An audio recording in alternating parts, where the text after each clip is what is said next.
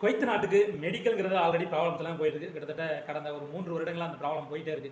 இப்போ வந்து பார்த்தீங்கன்னா, குவைத்தில் இன்னும் மெடிக்கலை வந்து ஸ்ட்ரிக்ட் பண்ணிட்டாங்க. ஸோ மெடிக்கல்ங்கிறத வந்து ரொம்ப ஸ்ட்ரிக்டாக தான் போயிட்டு இருக்கு. இதில் ஒரு விசா எடுத்த ஒரு நண்பர் நம்மகிட்ட கேட்டிருக்காரு. என்ன கேட்டிருக்காரு அப்படின்னா, எந்த மெடிக்கல் சென்டரில் போட்டால் 100க்கு 100% ஃபிட் ஆகும் அப்படின்னு சொல்லி கேட்டிருக்காரு.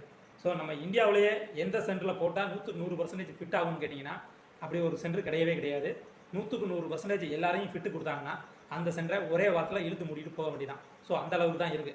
காம்காங்கிறது வந்து ரொம்ப ஸ்ட்ரிக்டாக தான் போயிட்டு இருக்கு. அதில் ஒரு சில சென்டர்களை வந்து நம்ம விரல் விட்டு எண்ணிடலாம். ஸோ இந்த மாதிரி சென்டர்களில் வந்து பார்த்தீங்கன்னா எல்லாருமே ஃபெயில் பண்ணுறாங்க. அந்த மாதிரி சென்டர்கள் நிறையவே இருக்குது. ஆனால் அதையும் தாண்டி நமக்கு தெரிஞ்ச ஒரு சில சென்டர்களை வந்து ஓரளவு, அதாவது ப்ராப்ளம் இருக்கக்கூடிய பட்சத்தில் மட்டும்தான் அவங்கள ஃபெயில் பண்ணுவாங்க. ப்ராப்ளம் இல்லை அப்படின்னா அவங்கள வந்து ஃபெயில் பண்ண மாட்டாங்க. ஸோ அந்த மாதிரி சென்டர்கள் வந்து இருக்குது. அந்த மாதிரி சென்டர்களில் நீங்கள் அப்பாயின்மெண்ட் போட்டு போனீங்க அப்படின்னா தாராளமாக குவைத் நாட்டுக்குள்ளே போயிடலாம். நீங்கள் வந்து எல்லா சென்டர்லையுமே வந்து ஃபெயில் பண்ணுவாங்க அப்படின்னு சொல்லவே முடியாது. அதே மாதிரி எல்லா சென்டர்லையும் 100க்கு 100% உங்களை பாஸ் பண்ணிடுவாங்க அப்படின்னு கேட்டிங்கன்னா கிடையவே கிடையாது. ஏன்னா எல்லா சென்டர்லையும் 100க்கு 100% பாஸ் பண்ண மாட்டாங்க. ப்ராப்ளம் இருக்கும் பட்சத்தில் கண்டிப்பாக உங்களை வந்து ஃபெயில் பண்ணுவாங்க.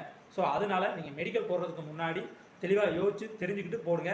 அதே நம்மக்கிட்ட பிசிசி அப்பாயின்மெண்ட் வெறும் 650 ரூபாய்க்கும், மெடிக்கல் அப்பாயின்மெண்ட் 1150 ரூபாய்க்கும், மெடிக்கல் கேன்சலேஷன் பண்ணுறது அதாவது 700 ரூபாயில் ஒரே நாளில் உங்களுக்கு கேன்சல் ஆயிடும். ஸோ அது வெறும் 700 ரூபாய்க்கு கேன்சல் பண்ணி கொடுத்துருக்கோம். அதுபோக ஸ்டாம்பிங் 10,500 இமிகிரேஷன் பண்ணுறதுக்கு அன்னைக்கு என்ன ரேட் இருக்கோ அந்த ரேட்லையும் பண்ணி கொடுத்துக்கிட்டு இருக்கோம். ஸோ யாருக்கும்